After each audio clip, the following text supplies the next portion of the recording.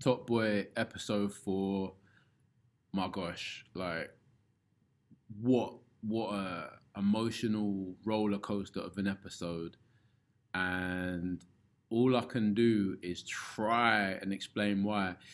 Um, it was just such a amazing episode for a variety of reasons. I'm going to show you guys so many pictures this episode as to why I feel it was just like on the levels it was on, and just like the way that they covered it, the story line and where it's going.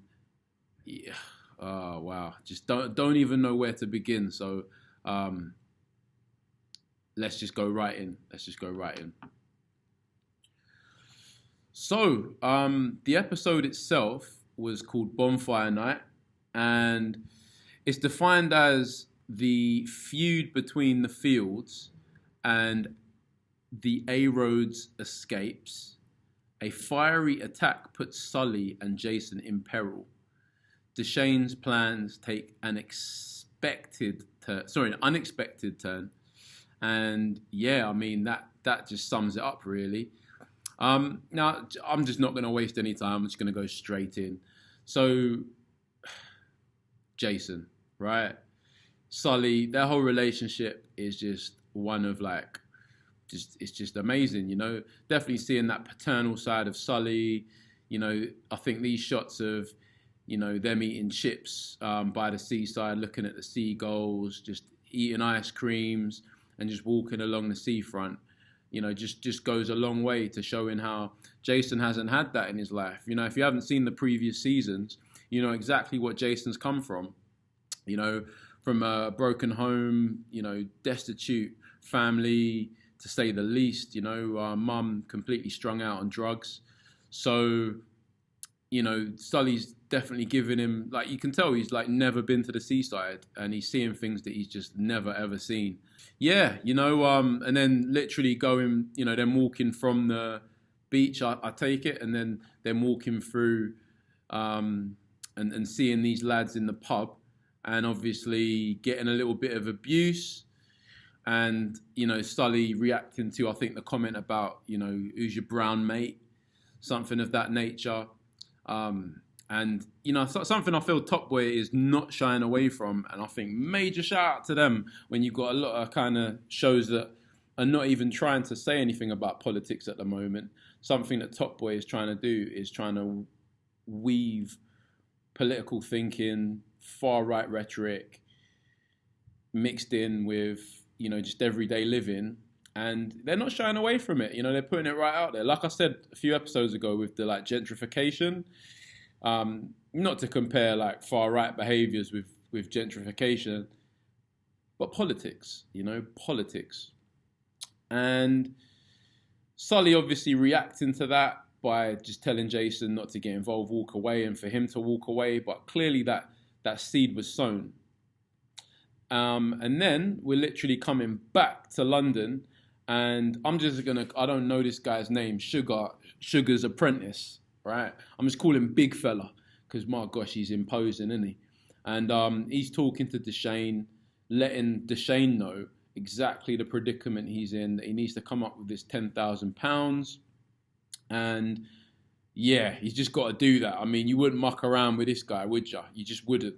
Let's be honest. He's about 7'12". I swear, this guy.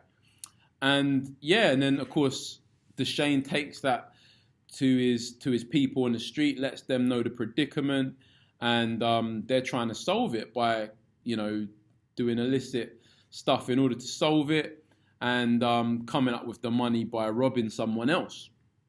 And you know, can I say big up to Nordic, who is one of the channel's patrons, I have to say. Jason and Jason's storyline, and big up Nordic for letting me know last episode that Jason was the guy I was talking about. That is his name, and my gosh, what a character he is. We got so much character analysis and character development this week from who Jason is, and the kind of, you know, the predicament with the parents, him having to look after his brothers at such a young age, And I think this conversation he has with his next youngest brother, so not the youngest, but the next youngest brother who's at uni, and dating, and starting seeing a girl, and Jason doing the like older brother thing, well, parent thing, of just going through, just letting him know if he's using protection, if and just going through the whole kind of like, I guess, the parent chat that you would have in that situation. And his brother obviously reacts to that because it's like, well, that's my business. Why are you asking me that? However, Jason is doing that parent thing and doing it in I guess the way he knows and the way that he feels comfortable, being a young guardian, and just looking out for his brother, and his brother obviously really appreciating that and appreciating the relationship that he has with him and with his brother, of course, right? And then we're back to the seaside, and we're seeing the seaside from this is a very interesting angle. We're seeing the seaside from one of the ladies who's staying in this particular house that Sully and Jason are staying in. And as you can see, I think I mentioned it in a previous episode, the whole like graffiti on the building, the foreigners out. And then we literally are in her shoes for a minute, and we're taking a walk up the road, and we're going to the shops.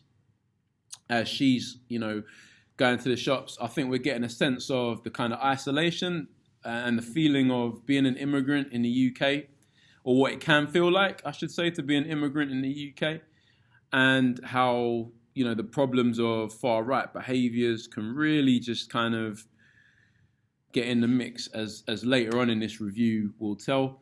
So she's going in the shop, and anyone who has been in the shop and got this look, you'll know exactly what I'm talking about, right? What that look's all about. Someone's sizing you up. Someone has, is not, I don't know, they've got a little bit of a bad taste in their mouth for your behaviors and you, generally speaking. And, she's getting a hard time for it. You can tell that just from a look. You can literally tell that just from a look. And I think this look embodies it as she's getting her items, priced up. And she has done a naughty by, of course, stealing from the shop. That's got to be mentioned. And, of course, what is she stealing but nappies? Nappies for her child. Nappies for her baby. Not condoning stealing. Not condoning it at all. Just literally stating that she is stealing nappies for her child. And she persists on getting these bad looks. An interesting thing happens where, of course, she gets caught. And she gets caught by the detective in the store. And he, of course, has an issue with the fact she has stolen nappies from the store. He's doing his job. Police are called out. And I think this is really interesting. This character who goes by the name of Dean. And it's Dean the policeman. And literally the fact that he asks and he is like, what has she taken? So he works out that she paid for some of the goods but not for others, and obviously worked out that, nappies, why are you stealing a nappy? Right, you must have a baby somewhere. Right, and so he's asking questions, and I think this is really interesting because as Dean offers to pay, so he offers to sort the lady out in terms of what's happened here. And I think Dean sees the big picture here of the problem of having no money and having a mouth to feed. And like I say, I'm not condoning any sort of criminality when it comes to looking after your child. And clearly the other police officer has an issue with what Dean's trying to do in terms of paying for the goods. And I think this is a really interesting social situation here, because what we're seeing is Dean, trying to do what he sees to be the right thing. And the I guess, peer pressure from other people who don't believe what you might be doing to help someone is the right thing. And I think politically this is, a snapshot of where we're at and why I guess the far left and the far right, are struggling to meet. And I don't know. I mean, it's a funny old time in politics, But like I say, I feel like Top Boy is really not shying away from letting us think about some things for a moment, you know. And his police officer friend is like, yeah, let's go back there and see what they've got, and you know, maybe we'll flip it. Who knows what we'll find? I think is her exact words. So yeah, going back to London now, and Deschenes really in a situation trying to get this money. He asked his brother, and if you know about his brother from previous seasons, you know his brother was in a very difficult predicament, in fact, terrible predicament, and was burnt by an iron for Deschenes' illicit acts in the first season, shall we say. Never wanted to see Deschenes again. So it shows the lows that Deschenes in right now, the predicament he's in, that he's actually going to his brother, who his brother said, don't see me again ever. And he's gone back to him to try and get the money. His brother obviously gives him the middle finger and like, you know, what you're asking me for. There's a scene I want to talk about that I thought really, really shows how organized Jamie's crew is.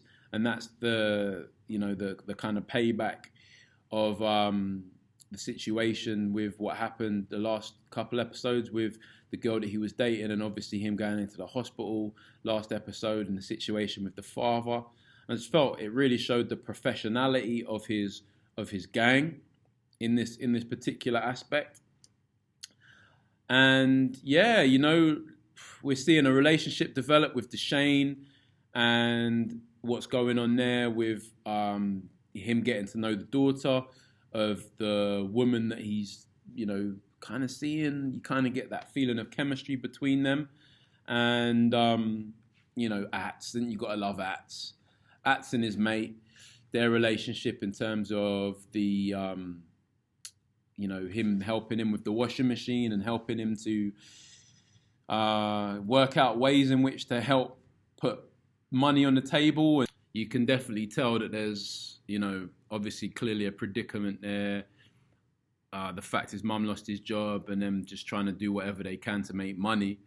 And plus the fact he's trying to look after himself, you know, trying to work out to use the washing machine.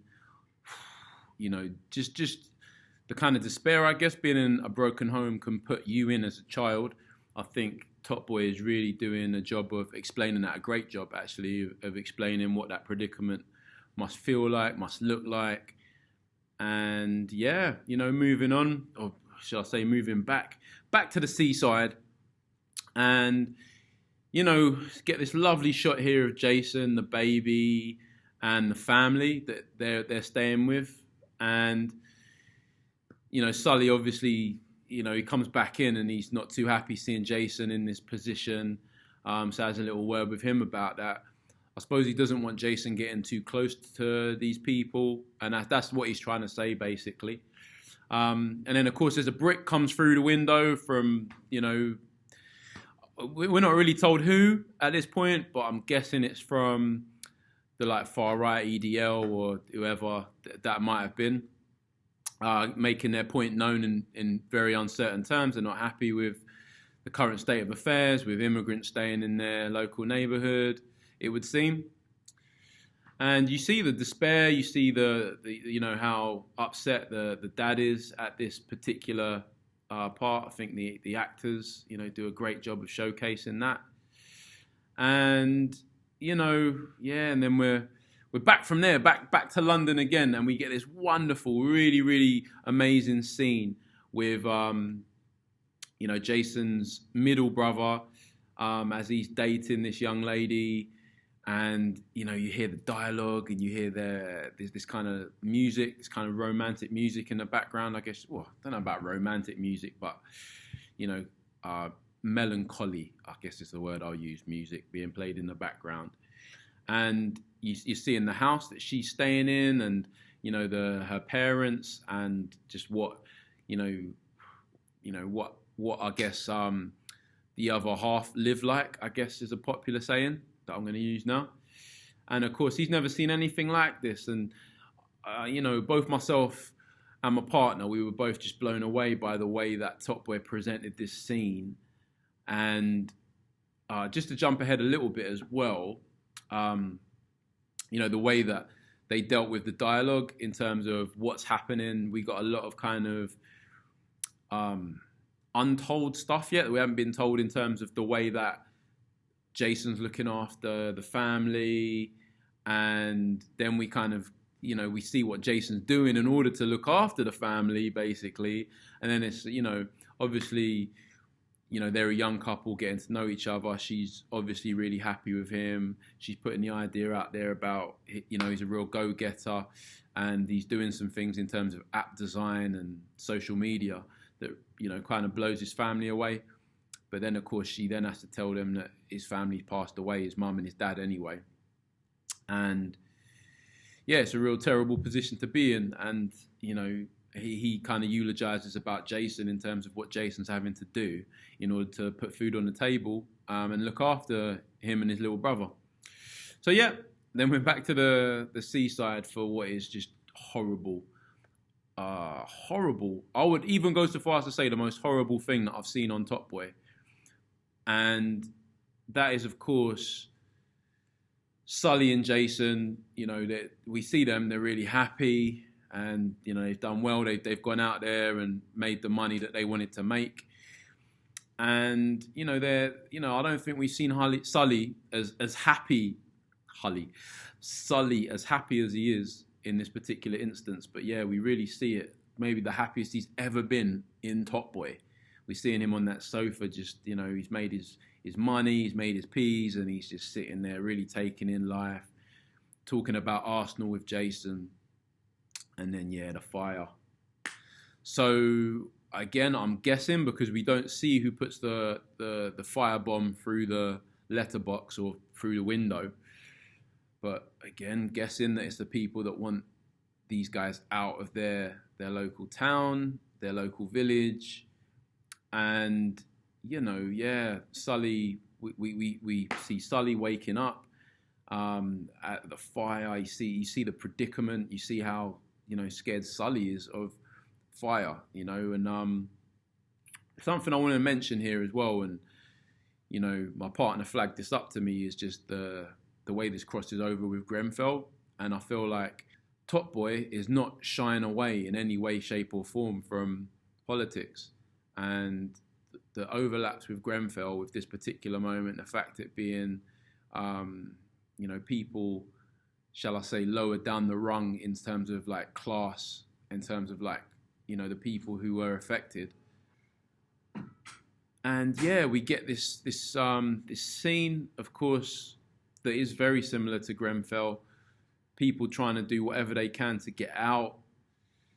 And then we just see this terrible situation when Sully gets out, where we're like, right, so where's Jason? Where is Jason? And then, of course, it dawns on us that Jason's in the building. He's so far up that he can't get out. He can't jump out. I think he's on, like, I guess the second floor or third floor, maybe, way up high. Sully, of course, tries to go in, tries to get him. But there's nothing you can do when fire is roaring in that particular way. So, rather sadly, we don't see Jason die, but we guess that he's dead, he's gone. And then, of course, Sully's left with a little bit of this situation where he's got to go. He leaves some money for the family that have taken him in. And I guess we can see Jason's effect on him, that he's given him a bit more of a softer side, because initially we see Sully not wanting to give these people any time of day. But initially in this situation, when the sirens are going and the police are coming, of course, Sully can't be there in that situation. So he scarpers off, but gives them a little bit of cash to help them to start a new life, I guess. And yeah, Sully's on the train heading back to London. And of course we see Deschenes, who's at wit's end, trying to work out what to do in this particular episode. And, he's off to try and do this robbery. But then, of course, Sully just comes through the door, or at least, he's on the other side of the door, just before they head off to do the heist, and basically lays down the terms in terms of how it's going to go. We see Sully taking charge. We see Sully, making those Top Boy moves.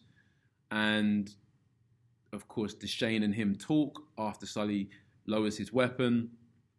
They go and see the 7'12" guy to let him know that what's going on. And I definitely got the feeling that Mr. 7'12" did not want Deschenes to come up with this cash. He thought that this was going to be it. I feel like anyway. He doesn't say that, but I think he felt like this was going to be the end for Deschenes, and it clearly wasn't. And Deschenes and Sully working together, trying to make some moves as they get back in their car, and it's going to have to be a big move in order for them to do what they're doing. But what an amazing episode! I can't say enough good stuff about this episode. I think just the professional values, the camera angles, even at the end when the camera did some like moving out but zooming in, and you really got a feel of the professional levels here. The fact they're not trying to shy away from politics. It really made me think, this episode. It really did sit with me for the whole week.